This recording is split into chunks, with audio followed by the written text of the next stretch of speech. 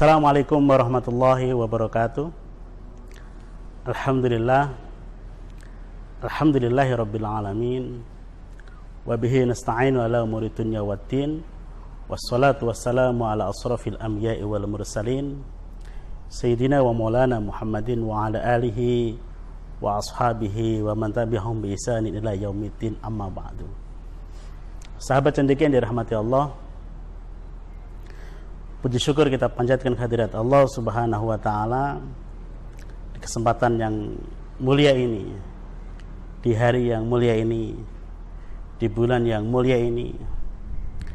Kita diberikan kesempatan oleh Allah Subhanahu wa taala untuk bisa terus beribadah kepadanya.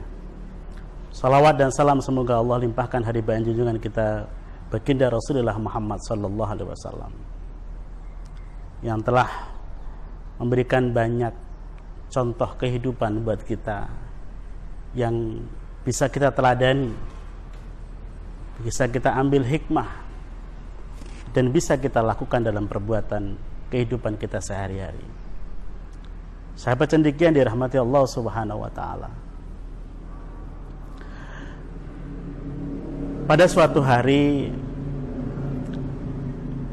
di saat setelah selesai sholat subuh, ada sahabat Nabi Muhammad SAW yang bernama Abu Dujana. Beliau tidak seperti sahabat-sahabat yang lain yang ketika selesai sholat menunggu Rasulullah SAW untuk selesai berdoa, karena sahabat-sahabat tahu bahwa doa Rasulullah adalah mustajabah.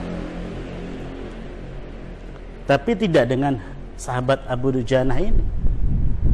Setiap selesai beliau salat subuh, beliau tidak menunggu Rasulullah selesai berdoa, tapi langsung bergegas pulang.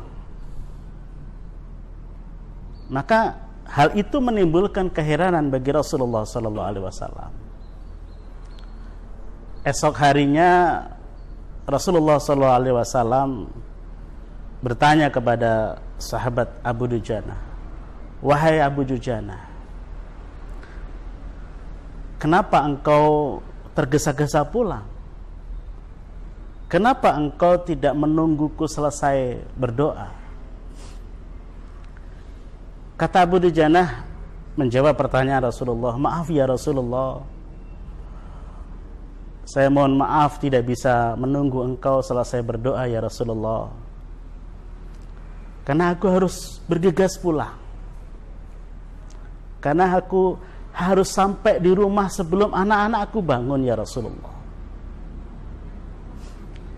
Sekiranya ada apa wahai Abu Dujana, kenapa engkau bergegas pulang? Kemudian dengan lirih Abu Dujana bercerita kepada Rasulullah SAW, "Begini ya Rasulullah, di halaman rumahku ada untaian pelepah kurma dari pokok kurma tetanggaku di sebelah rumah. Dan setiap malam ketika angin kencang, kurma tetanggaku yang di sebelah itu buahnya berjatuhan di halaman rumahku. Maka aku kenapa setiap pagi selesai salat subuh bergegas pulang? Karena kami anak orang-orang miskin ya Rasulullah. Saya adalah orang miskin ya Rasulullah. Anak-anak kami adalah anak-anak yang tidak berkecukupan dalam hal makan. Maka aku bergegas pulang supaya aku bisa mendahului anakku dari bangun tidur. Jangan sampai aku nanti nyampe rumah ya Rasulullah, anak-anakku sudah terbangun. Karena ketika anakku sudah terbangun, dia akan makan apa saja yang dia temukan. Karena anak-anakku tertidur dalam kondisi lapar, dan bangun pun juga tertidur dalam kondisi lapar. Aku pulang setiap pagi setelah selesai sholat subuh bergegas Supaya apa? Supaya aku bisa memunguti kurma-kurma tetanggaku yang jatuh di halaman rumahku, dan kemudian aku kembalikan kepada tetanggaku ya Rasulullah, supaya tidak dimakan oleh anak-anakku ya Rasulullah. Karena pernah suatu kali aku terlambat ya Rasulullah. Aku terlambat pulang ya Rasulullah, nyampe rumah ternyata anakku sudah terbangun. Dan aku melihat anakku memakan buah kurma yang masih basah, yang ia ambil dari halaman rumahku. Dan kurma itu adalah kurma dari tetanggaku yang jatuh di halaman rumahku. Maka aku seketika kemudian melogok mulutnya dengan jari-jariku, dan aku keluarkan semuanya yang ada di mulutnya. Aku bilang kepada anakku, wahai anakku, jangan engkau permalukan ayahmu ini di akhirat nanti. Kemudian aku melihat anakku, wajahnya keluar air, matanya keluar air mata, tanda kelaparan. Kemudian aku bilang kepada anak-anakku, jikalau perutmu ada makanan yang engkau makan dari sesuatu yang tidak halal, maka aku rela keluarkan, bahkan aku rela kehilangan nyawamu, asalkan aku tidak menyimpan makanan yang haram dalam perutmu, wahai anakku.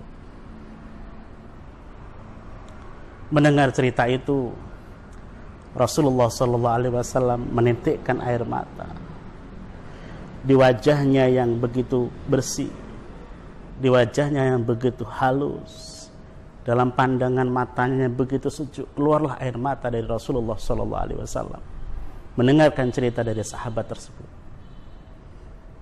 Kemudian Rasulullah SAW memerintahkan sahabat, coba cari informasi siapa yang mempunyai pohon kurma itu. Setelah dapat informasi bahwa pohon kurma itu adalah milik si fulan, yang fulan tersebut adalah orang munafik, kemudian Rasulullah SAW menawarkan kepada fulan yang memiliki pohon kurma tersebut, wahai fulan, tidakkah engkau menjual pohon kurmamu ini? Nah, ketika engkau menjual pohon kurmamu ini, aku akan beli dengan 10 kali lipat kurma yang belum pernah ada, yang pohonnya terdiri dari zamrud berwarna biru, disirami dengan emas merah, dan ditunggui oleh bidadari. Apa kata si munafik ini? Aku tidak menjual kurmaku dengan janji, aku tidak menjual kurmaku dengan tempo, tapi aku menjual pohon kurmaku dengan uang yang langsung aku bisa terima. Maka seketika itu sahabat Abu Bakar As-Siddiq bilang kepada fulan tadi, wahai fulan, aku beli kurmamu, pohon kurmamu, senilai 10 pohon kurma varietas terbaik di kota Madinah ini. Kemudian seketika itu si fulan mengiyakan apa yang ditawarkan oleh Abu Bakar As-Siddiq, dan kemudian dibelilah pohon kurma orang tersebut dengan nilai 10 pohon kurma terbaik di kota Madinah. Sahabat cendekia yang dirahmati Allah Subhanahu wa taala. Kemudian bergegaslah orang munafik ini pulang, kemudian bertemu dengan istrinya, menyampaikan kabar ini, menceritakan semuanya kepada istrinya. Wah istriku, pohonku telah aku jual, pohon kurmaku telah aku jual, dan dihargai 10 kali lipat pohon kurma terbaik yang ada di kota Madinah. Tetapi sejatinya pohon itu tetap ada di pekarangan rumahku, dan setiap hari aku tetap bisa memanennya, dan aku tidak akan pernah memberikan buah-buah kurma ini kepada orang miskin tersebut. Yang kemudian si fulan ini tertidur, dan esok harinya terbangun. Kejadian luar biasa terjadi pada saat itu.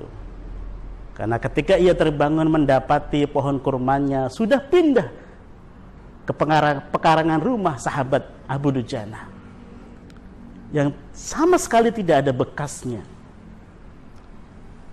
Sahabat cendekia yang dirahmati Allah Subhanahu wa taala.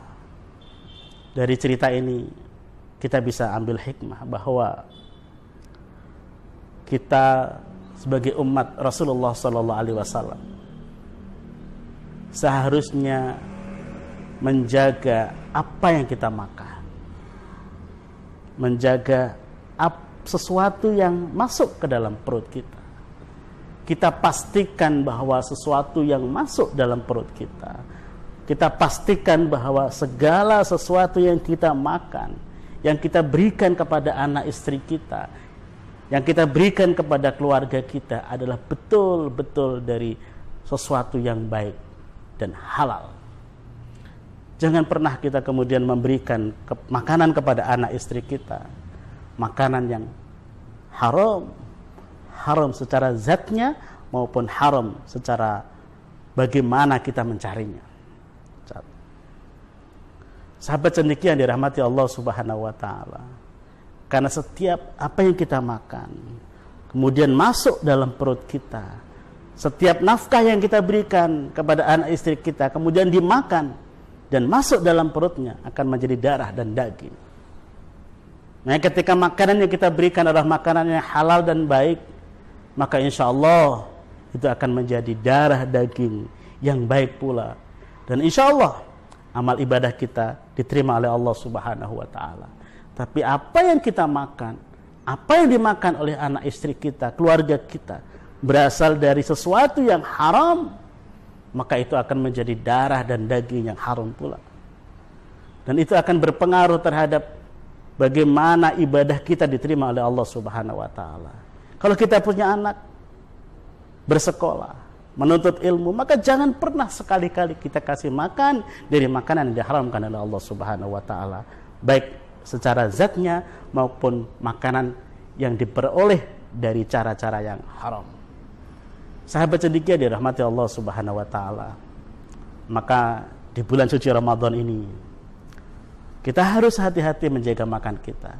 Ketika kita berbuka puasa, ketika kita makan sahur, pastikan bahwa makanan yang kita hidangkan di meja makan kita dalam berbuka puasa maupun makan sahur itu adalah makanan yang halal dan baik. Insya Allah itu akan menjadi salah satu cara Allah memberikan keridhaan kepada kita atas ibadah yang kita lakukan selama bulan Ramadan ini.